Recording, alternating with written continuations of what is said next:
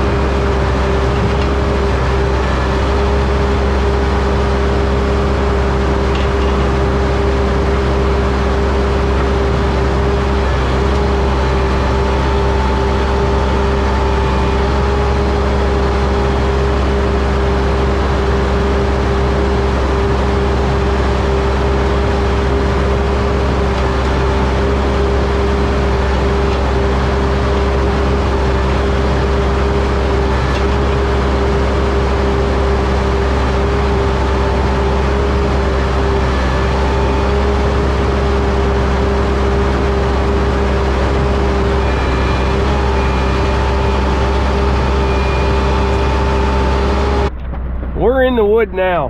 Holy smokes.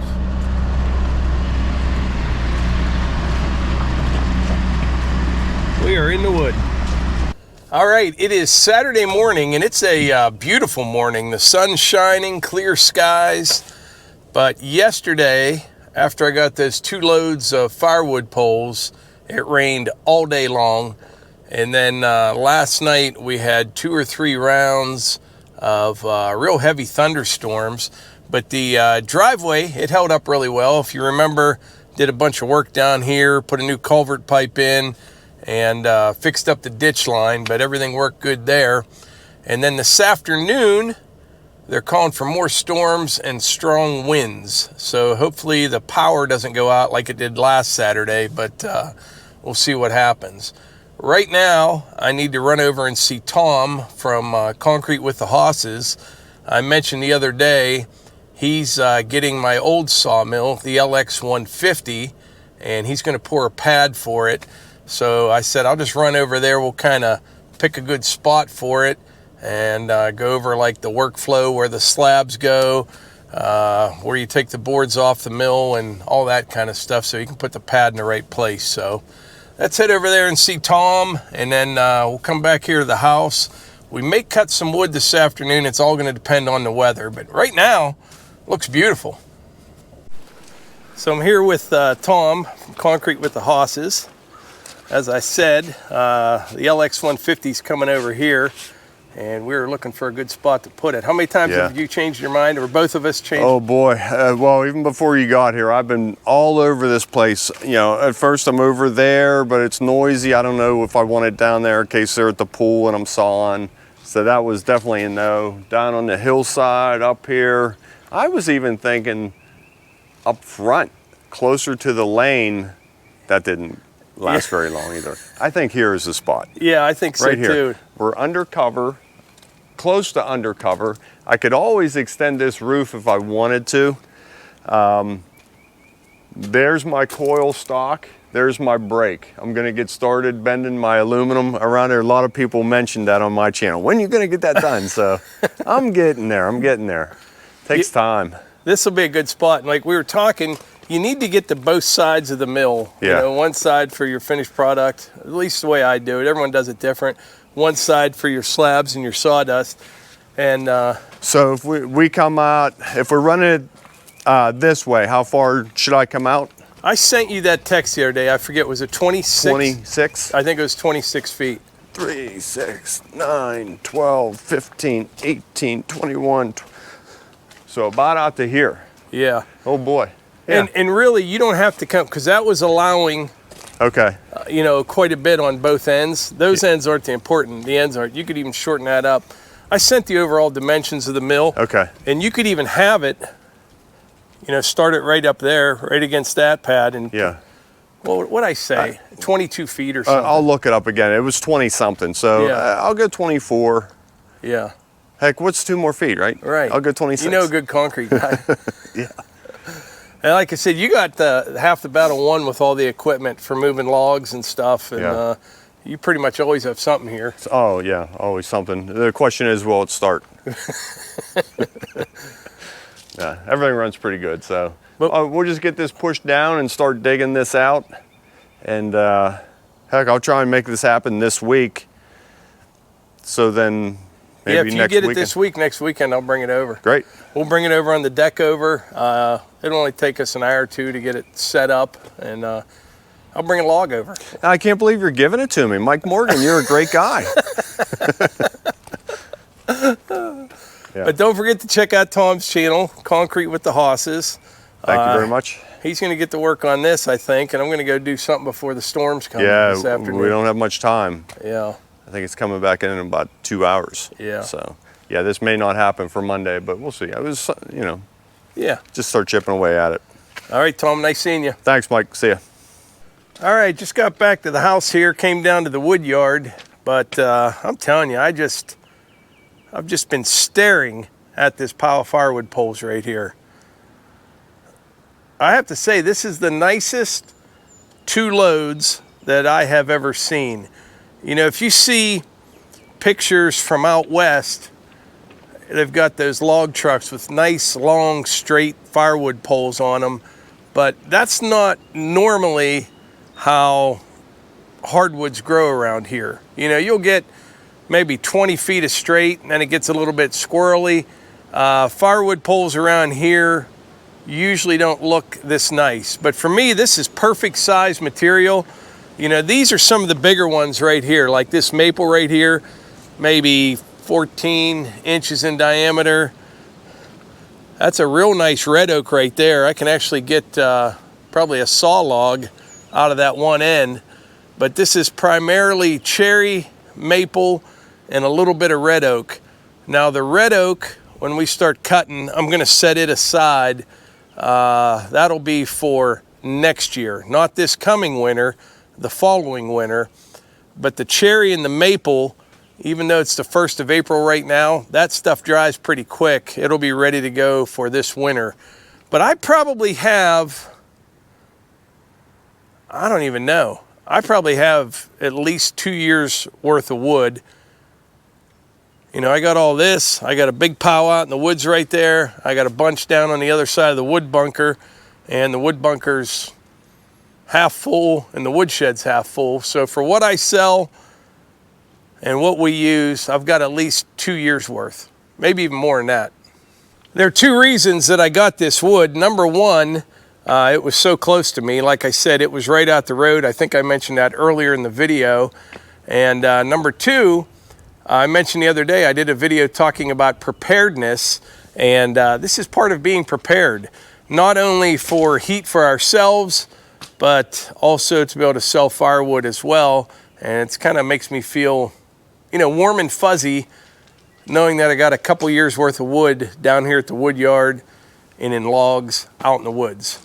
But anyway, right now we're gonna fire up the Wolfe Ridge. I've got a bunch of rounds sitting there waiting to be split. And Melissa has to leave here in a little bit. So I got about a half hour, 45 minutes. We'll crank that out and then go from there. But probably next week sometime, we'll start going through this pile here.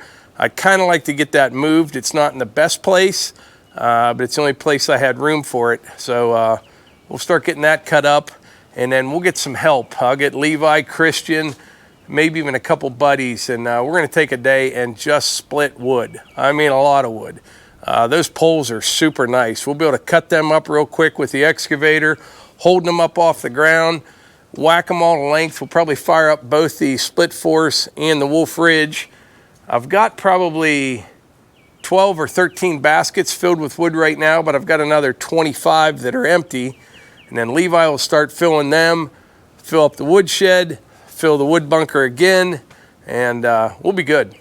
So in case you missed the last video, we finally got our new sawmill, the Woodmizer LT50. I published a video on it actually this morning. The longest video that I ever published. It was like 1 hour and 14 minutes long, and there's a good reason for that. Mostly, and I'll be honest, I did that for me. Because a machine like this right here, there's a lot to learn. There really is. I know how to saw with the LX 150, but this is a whole different animal. And when you have a guy like Marty here that's so knowledgeable, I thought we're going to try to get as much of what he said on video as a reference for myself and for anyone else out there that may be buying a mill. And it doesn't have to be the LT50. He gave a lot of good tips and pointers basically on all different types of mills. So yeah, I'll definitely be revisiting that video as I get more and more familiar with this sawmill. I'm going to ease into it. There's a lot you can screw up on this, but it's a heck of a machine. It really is. It's going to make some wood. And man, it's going to be a busy year. It is. We'll be bringing some white pine logs home from West Virginia. I need to get down there one of these days just to kind of plan my workout to get ready for the cabin down there. One of these mornings, I'll probably roll out of here like at 4:30 or 5 and get down there at daylight. I need to measure up for some pipe, see what I need for stone. I'm going to have to rent a roller for the pad where the cabin goes. All kind of stuff. I could check trail cameras when I'm down there. So yeah, one of these mornings, maybe even a rainy morning, I'll just hop in the truck 4:30 or 5 and run down there and check things out. There's been 2 maybe even 3 real bad windstorms since I've been down there last. So the last time we were there, right by the driveway, there was one real nice white pine. The top was broke out of it. But you get so much lumber out of those trees. I mean, you get one 24, 26 inches in diameter, you know, 20 or 30 feet straight as an arrow. That will make some wood. And we'll be sawing both a mix of hardwoods and softwoods with this. But since we have such a good source of the softwoods, we'll be building some stuff the next couple years. More sheds, more firewood sheds, maybe even a couple little barns for some animals. We're gonna put some siding on this big pavilion down here once we figure out our workflow. I have the mill right now sitting like in the first bay, I'm calling it. We'll probably move it down one once I get the lean-tos on that one side over there. Then I can park equipment over there, and most of this building will be just for the sawmill and the log splitter. But we'll figure it out as we go. But anyway, let's get started, split some wood. Here's what I got to split up right now. There's probably close to a cord right here. This big firewood bucket, it's a Top Dog firewood bucket on the skid loader, holds a lot of firewood. So I got 2 buckets right here, and I think each one probably is close to a half a cord, maybe even a little bit more. But I'll know once I split it up, because I'll know how long it took, and I have a pretty good idea. And we're gonna warm up the splitter. Probably shouldn't have the gas can sitting right beside the muffler.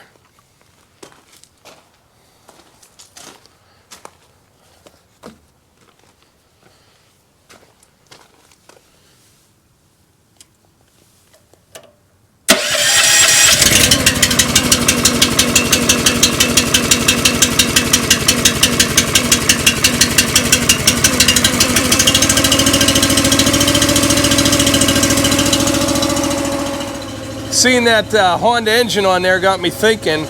I mentioned the other day I was going to get one of those little Honda generators. Well, I ordered it. It just came in the other day. And a lot of people had mentioned that the Harbor Freight Predator is pretty comparable to the Honda.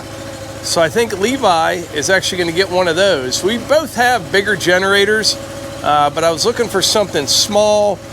It's lightweight, just something that'll run a refrigerator or a freezer, and we're going to need one down in West Virginia, which is why I got the Honda. So we'll get Levi's Predator and the Honda, and we'll do a comparison video probably sometime this week on them.